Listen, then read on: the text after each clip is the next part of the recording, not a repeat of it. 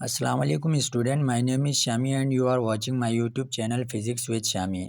इससे previous topic हमने chapter number 16 का स्टडी किया था, जिसके अंदर मैंने कुछ चीज़ें आप लोगों को बताई थी। आज का टॉपिक की अगर बात करें तो हमारे पास आज का टॉपिक है force on current carrying conductor in a magnetic field. Magnetic field के अंदर करंट कैरिंग कंडक्टर के ऊपर लगने वाली जो फोर्स है उसको ज़रा हम स्टडी करने जा रहे हैं आज के टॉपिक में। तो इसको ज़रा गौर से देखें, ये टॉपिक काफ़ी इम्पोर्टेंट है। क्लास मैट्रिक यानी कि class 10th physics chapter number 16 है। कराची बोर्ड का ये एक टॉपिक है, टॉपिक नंबर 2 है चैप्टर नंबर 16। तो ज़रा देखें इसके अंदर क्या समझाने की कोशिश कर रहा है। सबसे पहले तो मैं थोड़ा सा आपको फिगर यहाँ से क्लियर कर दूँ। फिगर के अंदर क्या कह रहा है, फिगर नंबर 1 को ज़रा आप नोटिस करें तो फिगर नंबर 1 के अंदर क्या हो रहा है। ये आपके पास एक परमानेंट मैग्नेट है। ये जो फिगर आपको नज़र आ रही है, ये वाली ब्लैक वाली, ये हमारे पास क्या है, एक परमानेंट मैग्नेट है। इसके अंदर क्या है, दो पोल एग्जिस्ट करते हैं। जैसे कि मैं पहले ही लेक्चर में बता चुका हूँ कि एक सिंगल पोल के साथ कभी भी जो है ना हमारे पास है मैग्नेट एग्जिस्ट नहीं करता है। नॉर्थ पोल और साउथ पोल यानी कि डाई पोल होते हैं, इसके अंदर सिंगल पोल नहीं होता, दोनों के साथ एग्जिस्ट कर रहा है। तो मैंने यहाँ पे डायरेक्शन दिखाई आपको मैग्नेटिक फील्ड की बी की, कि अपवर्ड यानी कि नॉर्थ से साउथ की तरफ जा रहा है। क्योंकि नॉर्थ जो होता है हमारे पास वो कैसा होता है, पॉजिटिव पोल होता है, और जो साउथ पोल होता है वो कैसा होता है, हमारे पास नेगेटिव पोल होता है। तो हमेशा आपको पता है मैग्नेटिक फील्ड लाइंस कहाँ से निकलती हैं, ओरिजिनेट होती हैं नॉर्थ से और जाती हैं, टर्मिनेट होती हैं कहाँ पे, साउथ के अंदर जाके टर्मिनेट होती हैं। सिंपल सी बात ये है। फिर मैंने यहाँ पे क्या किया, आपको पता है हमारा हर वो वायर जिसमें करंट कैरी हो रहा हो उसके इर्द गिर्द मैग्नेटिक फील्ड प्रोड्यूस होती है। ये बात मैं पहले भी आप लोगों को बता चुका हूँ। तो सिंपल मैंने क्या किया है, इस मैग्नेट में से एक वायर को पास कराया, जाके उसको बैटरी के साथ फर्दर कनेक्ट किया है। बैटरी के साथ फर्दर कनेक्ट करके अब मैं समझाने की कोशिश करूँगा कि आपको यहाँ पे हो क्या रहा है। यानी कि असल में किस चीज़ को स्टडी कर रहे हैं, फोर्स को स्टडी कर रहे हैं कि फोर्स यहाँ पे कौन सी डायरेक्शन में होगी। फोर्स की डायरेक्शन को पता लगाना है हमने यहाँ पे। तो आपको पता है नॉर्थ से साउथ की तरफ क्या हो रहे हैं, आपकी मैग्नेटिक फील्ड्स निकल रही हैं, और आपको दूसरी बात जो पता है, पॉजिटिव से नेगेटिव की तरफ करंट फ्लो करेगा। ये बाय कन्वेंशनल करंट के मुताबिक अगर बात करें तो पॉजिटिव टू नेगेटिव टर्मिनल क्या होती है, करंट फ्लो कर रही होती है। जो कि आप डायग्राम में भी देख सकते हैं, एरो के ज़रिए करंट जा रहा है यहाँ से होते हुए इस तरफ आके नेगेटिव टर्मिनल में जा रहा है। अब यहाँ पे असल में क्या हो रहा है, जो हमारे पास राइट हैंड रूल था उसको अगर आप यूज़ करें इसके अंदर, तो magnetic field lines downward act कर रही हैं, और तो फिर आपके पास ये क्या होगा, फोर्स जो होगी आपकी राइट साइड पे होगी, लेफ़्ट टू राइट जा रही होगी। फोर्स हमारे पास कहाँ एक्ट कर रही होगी, लेफ़्ट से राइट की तरफ एक्ट कर रही होगी। सिंपल कॉन्सेप्ट है, कोई बड़ी बात नहीं है यहाँ, सिंपल कॉन्सेप्ट है। कॉन्सेप्ट को लेने की कोशिश करें, फोर्स की डायरेक्शन पता लगाना है। अब इसके बिल्कुल ऑपोजिट है, just opposite of figure number 1। अगर मैं फिगर नंबर 1 की बात करूं तो उसके बिल्कुल ऑपोजिट है। आप इस फिगर को देखें, इसमें फोर्स कहाँ एक्ट कर रही है, लेफ्ट साइड में कर रही है। अब क्या किया यहाँ पे, प्लस और माइनस, प्लस ऊपर वाला टर्मिनल था, माइनस नीचे वाला, यहाँ पे प्लस नीचे वाला है, माइनस। जस्ट मैंने बैटरी के जो इंड्स हैं या टर्मिनल्स हैं उनको चेंज किया, पॉजिटिव को नेगेटिव कर दिया, नेगेटिव को पॉजिटिव किया। तो इस बार क्या होगी, हमारे पास जो फोर्स होगी वो कहाँ पे, राइट टू लेफ्ट वर्ड क्या करेगी, एक्ट करेगी। अब बात करते हैं यहाँ पे कुछ इस कॉन्सेप्ट की डेफिनेशनें कह सकते हैं या फिर कॉन्सेप्ट कह सकते हैं। कॉन्सेप्ट में क्या कह रहा है, कॉन्सेप्ट को मैं थोड़ा सा समझाने की कोशिश करूँगा। जो पहले बुक में लिखा हुआ, फिर मैंने अपने ऑनवर्डिंग में एक डेफिनेशन लिखी, उसके ज़रिए भी आपका कॉन्सेप्ट क्लियर करने की कोशिश करूँगा। चलें तो सबसे पहले बुक की जो डेफिनेशन है उसको रीड करते हैं क्या कह रहा है when a conductor carries an electric current. कह रहा है कि जब भी कोई कंडक्टर इलेक्ट्रिक करंट कैरी करता है, magnetic field is produce around it. ये तो सिंपल सी बात है, मैग्नेटिक फील्ड क्या होगी, उसके इर्द गिर्द प्रोड्यूस होगी। सिंपल। पेन है, पेन आप कंडक्टर क्या सपोज कर लें, इसको ये वायर सपोज कर लें, इसमें से करंट फ्लो कर रहा है, बात समझ में आ गई। इसमें से करंट फ्लो करेगा तो इसके इर्द गिर्द क्या होगी, मैग्नेटिक फील्ड प्रोड्यूस होगी। सिंपल सा कॉन्सेप्ट है, बात समझ में आ गई।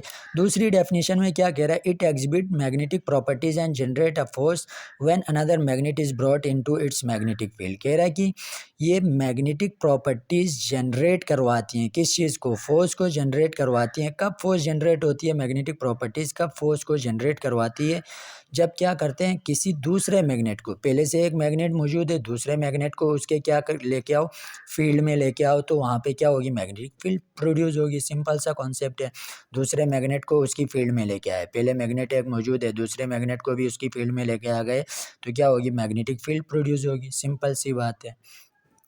अब देखें तीसरी जो डेफिनेशन है ना, वो मैंने अपने ओन वर्डिंग में लिखी है। इस डेफिनेशन का क्या मतलब है, कह रहा है कि when a current carrying wire placed in a magnetic field of a permanent magnet, current carrying wire produce its own magnetic field which attract with the field of the magnet. As a result, force is exerted on the wire.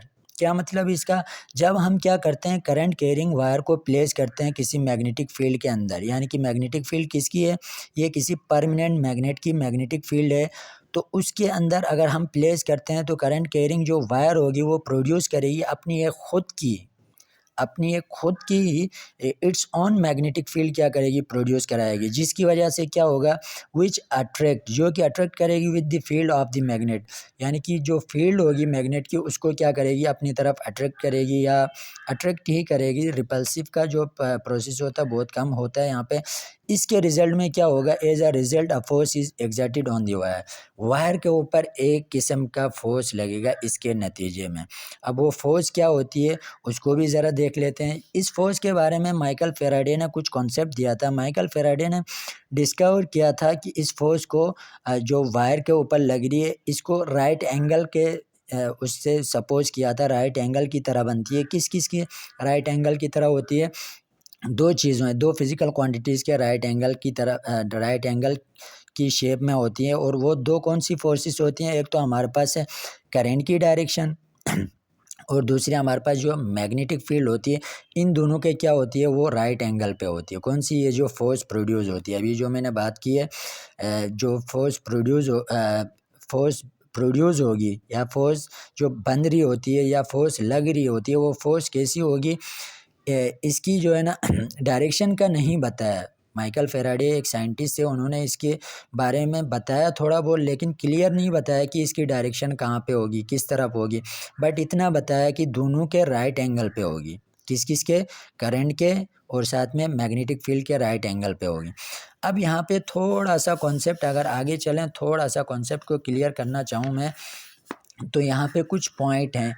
वो कुछ point क्या हैं, कुछ point हैं important point, यानी कि force कब increase कर सकती है, फोर्स कब इंक्रीज़ हो सकती है। फोर्स इंक्रीज़ हो सकती है जब आप क्या करते हो, length of the wire inside the magnetic field increase करते हो, यानी कि मैग्नेटिक फील्ड जो है वायर की अंदर वाली साइड के इनर सरफेस पे अगर उसकी लेंथ को इंक्रीज़ करते हो तो आपकी फोर्स इंक्रीज़ होगी, ऑब्वियस सी बात है। दूसरा पॉइंट है, इंपॉर्टेंट पॉइंट है, इनको थोड़ा सा नोट डाउन करें।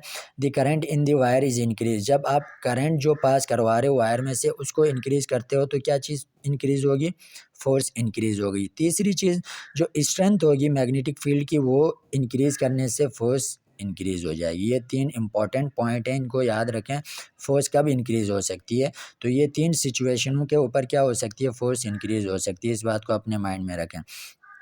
अब सबसे इम्पोर्टेंट जो बात है वो है डायरेक्शन ऑफ फोर्स। फोर्स की डायरेक्शन कैसे पता लगाई जाए कि डायरेक्शन क्या हो सकती है फोर्स की। इसके लिए हमारे पास एक साइंटिस्ट थे, जैसे कि हमने पिछले टॉपिक में बात की थी, फ्लेमिंग राइट हैंड रूल की बात की थी। अब यहाँ पे फ्लेमिंग ने इसी तरह लेफ़्ट हैंड रूल का भी कॉन्सेप्ट दिया। लेफ़्ट हैंड रूल क्या कहता है, लेफ़्ट हैंड रूल के लिए यहाँ पे कुछ बातें मैंने लिखी हैं। लेफ़्ट हैंड रूल की अगर बात करूँ तो मैं ज़रा आपको क्या करता हूँ, अपने लेफ़्ट हैंड के ज़रिए समझाने की कोशिश करता हूँ। फिंगर को यूँ रखना है, आपने थंब को अपवर्ड डायरेक्शन में रखना है और इसको इस तरह स्क्रैच करना है, सही है, स्ट्रेच करना है, इस तरह से खोलना है, इसको ओपन करना है। थंब कहाँ हो, अपर डायरेक्शन में, और ये फोर फिंगर या फिर इसको आप कहते हैं इंडेक्स फिंगर, शहादत की उंगली, इसको यूँ रखना है। बात समझ में आ गई, यूँ रखना है। इसके बाद आपने कॉन्सेप्ट को समझना है। यहाँ पे लिखा हुआ भी है, मैं यहाँ से क्लियर कर देता हूँ। कह रहा है कि स्ट्रेच द थंब को स्ट्रेच करें, four finger and the middle finger of the left hand mutually perpendicular, ये वर्ड लिखा हुआ परपेंडिकुलर, मैंने पूरा नहीं लिखा है, उल्टी टी बना के यार लिखो, इसका मतलब होता है परपेंडिकुलर। कह रहा है कि स्ट्रेच करें आप अपने थंब को फोर फिंगर के साथ और मिडल फिंगर के साथ लेफ्ट हैंड रूल के म्यूचुअली का मतलब एक साथ। म्यूचुअली एक साथ टू ईच अदर। कह रहा है if the four finger points in the direction of the current. कह रहा है कि जो हमारे पास फोर फिंगर होगी वो पॉइंट करेगी किसकी डायरेक्शन को बताएगी, फोर फिंगर यानी कि जो हमारे पास इंडेक्स फिंगर है वो उस डायरेक्शन को बताएगी, किसकी डायरेक्शन को बताएगी, करंट की डायरेक्शन को। इस बात को माइंड में रखें, फोर फिंगर क्या कर रही है, डायरेक्शन ऑफ करंट बता रही है, और जो हमारा थंब होगा वो इंडिकेट करेगा direction of the force acting on the conductor, यानी कि फोर्स जो कंडक्टर के ऊपर लग रही है उसकी डायरेक्शन बताएगा हमारे पास, थंब बताएगा। अब यहाँ पे थोड़ा सा कॉन्सेप्ट यहाँ पे रह गया है, थोड़ी सी चीज़ें इसको भी एक्सप्लेन कर लेते हैं। यहाँ पे हो क्या रहा, फोर्स है, करंट है, कंडक्टर की लेंथ है और मैग्नेटिक फील्ड, ये तीनों चीज़ें यूज़ हो रही थी। तो एक फार्मूला बनेगा कि फोर्स का फार्मूला क्या बन सकता है, क्योंकि यहाँ पे एक न्यूमेरिकल भी है वर्कड एग्जांपल, तो उसमें तो फार्मूला यूज़ होगा।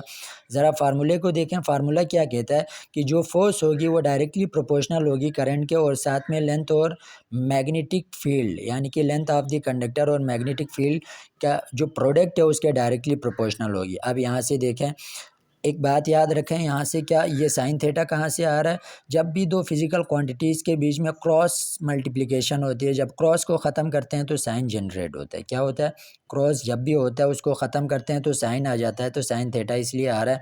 बी भी आ गया, आई भी आ गया, एल साइन थीटा आ गया। अब यहाँ से मैग्नेटिक फील्ड फाइंड करना चाहो तो एफ के साथ डिवाइड कर दो, बाकी जितनी भी हमारे पास टर्म्स हैं, तो ये फार्मूला फाइनल फार्मूला ये बन रहा। अब चलते हैं हम अपनी वर्कड एग्जाम्पल की तरफ। वर्कड एग्जाम्पल में क्या कह रहा है, वर्कड एग्जाम्पल में हमसे पूछ रहा है calculate the force on the wire shown in figure. Figure के अंदर देख सकते हैं, ये मैं पढ़ रहा हूँ, आप बुक में से देख लेना। बुक में लिखा हुआ है कैलकुलेट द फोर्स, फोर्स को कैलकुलेट करें ऑन द वायर, वायर में जो कि शो किया गया कहाँ पे, फिगर, इस फिगर की बात हो रही।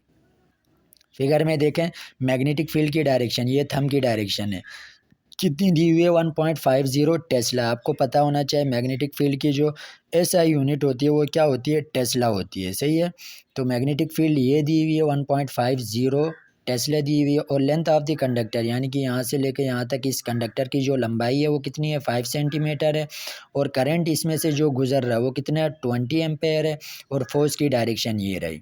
बात समझ में आ गई। ये तो हमने मालूम करना है कि फोर्स कितनी होगी, कितनी एक्ट करनी। सिंपल मैंने डेटा बनाया, B equal 1.50 tesla, I equal 20 ampere, L equal 5.00 centimetre, theta. अब देखो इस बात को याद रखें, यहाँ से थीटा हमने खुद से लिखा 90 एंगल। ये कैसे पता चला, मैंने आपको बताया था ना कि माइकल फेराडे ने इसका कॉन्सेप्ट दिया था कि 90 angle, right angle means 90 angle बन रहा है किन दोनों के बीच में, मैग्नेटिक फील्ड है, दूसरी जो हमारे पास है करंट है, और साथ में फोर्स, इन तीनों के बीच में जो एंगल बनेगा वो कैसा बनेगा, 90 का एंगल, यानी कि ये तीनों लाइनें म्यूचुअली परपेंडिकुलर हैं एक दूसरे के ऊपर। तो एंगल मैंने क्या किया है, यहाँ पे 90 एंगल लिया। सिंपल फार्मूला लिखा, F equal I L B sine theta. I given था, उठा के रख दिया 20, एल भी गिवन था 5.00, और बी भी गिवन था 1.50, और साथ में साइन थीटा, थीटा कितना था, 90, साइन 90 किसके बराबर होता है, 1 के बराबर। तो इन तीनों चीज़ों को मल्टीपल करोगे तो आपके पास आंसर आएगा 1.50 न्यूटन, यानी कि यहाँ पे जो वायर पे फोर्स लग रही है, एग्जर्ट कर रही है, वो जो फोर्स है वो कितनी है, 1.50 न्यूटन की फोर्स लग रही है।